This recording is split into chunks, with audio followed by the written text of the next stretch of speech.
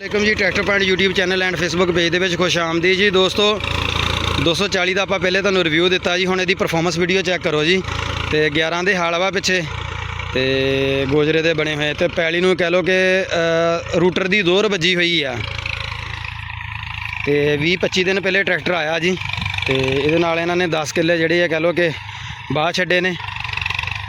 ਤੇ ਬਾਕੀ ਟਰੈਕਟਰ ਦਾ ਤੁਸੀਂ ਮਾਸ਼ਾਅੱਲਾ ਸਾਊਂਡ ਚੈੱਕ ਕਰੋ ਕਿਵੇਂ ਦਾ ਵਾ, ਜ਼ਬਰਦਸਤ।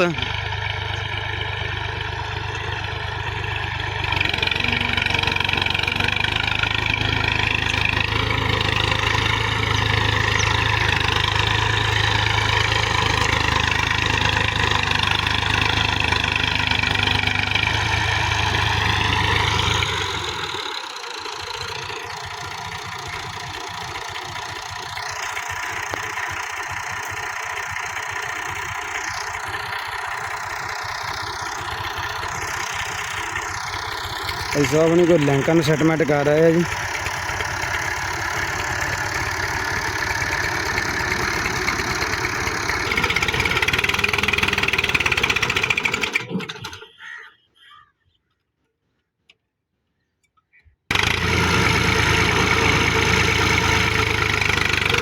दोस्तों उत्थे टाली दी जड़ां सी जी।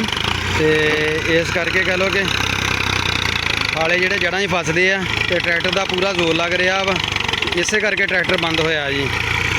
तो आप तुहानूं दिखा भी दिंदे आ जी।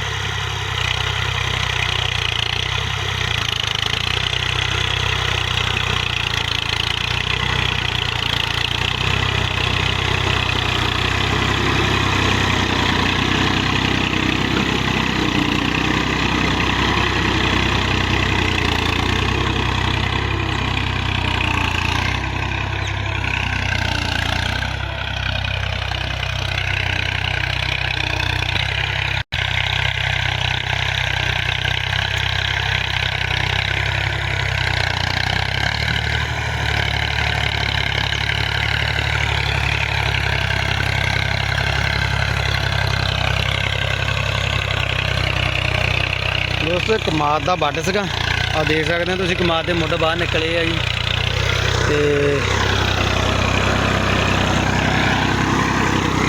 तो ये कह लो कि हम रूटर किया इनू। रूटर करके तो हम उतों फालियां की सील लग रही है। इनू 2 फालियां की पाउनी है हाई साहब होना ने। तो पतले पतले जे फाले लाउण दे आ हाई साहब होनी।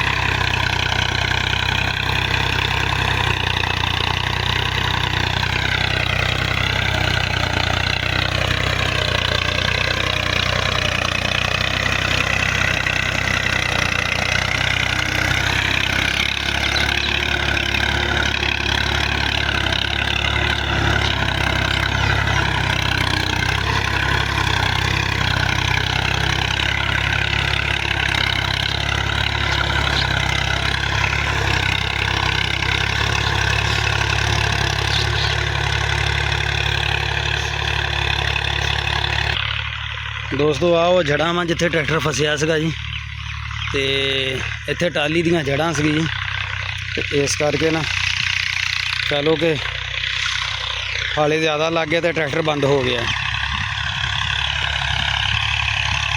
ਨਾਲੇ ਕਮਾਦ ਦਾ ਵੱਢ ਸੀਗਾ ਜੀ, ਤੇ ਜ਼ੋਰ ਤੇ ਲੱਗਣਾ ਹੀ ਆ, ਤੁਹਾਨੂੰ ਪਤਾ। ਉੱਤੋਂ ਰੂਟਰ ਵੀ ਕੀਤੀ ਹੈ ਜ਼ਮੀਨ ਤੇ, ਫਿਰ ਵੀ ਕਹਿ ਲਓ ਕਿ ਮੁੱਢ ਤੇ ਹੁੰਦੇ ਹੀ ਆ ਕਮਾਦ ਦੇ, ਪੂਰੇ ਕੁਤਰ ਨਹੀਂ ਹੁੰਦੇ ਹੈਗੇ।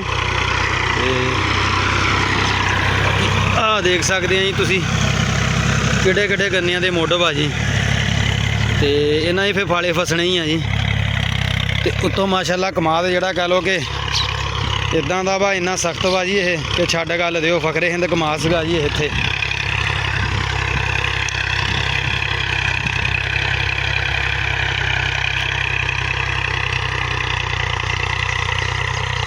ਬਾਕੀ ਦੋਸਤੋ ਵੀਡੀਓ ਕਿੱਦਾਂ ਦੀ ਲੱਗੀ ਹੈ ਜੀ, ਲਾਜ਼ਮੀ ਕਮੈਂਟ ਕਰਕੇ ਦੱਸਣਾ ਜੀ। ਔਰ ਵੀਡੀਓ ਨੂੰ ਲਾਜ਼ਮੀ ਦੋਸਤਾਂ ਅੱਗੇ ਇੱਕ ਰਿਕੁਐਸਟ ਆ ਕਿ ਵਾਚ ਕਰਿਆ ਕਰੋ ਜੀ, ਤੁਹਾਡੇ ਲਈ ਆਪਾਂ ਬਣਾਉਂਦੇ ਹਾਂ ਜੀ। ਔਰ ਸਪੋਰਟ ਕਰਿਆ ਕਰੋ ਜੀ ਜਿੰਨੀ ਹੋ ਸਕਦੀ ਆਪਣੇ ਭਾਈ ਨੂੰ ਜੀ।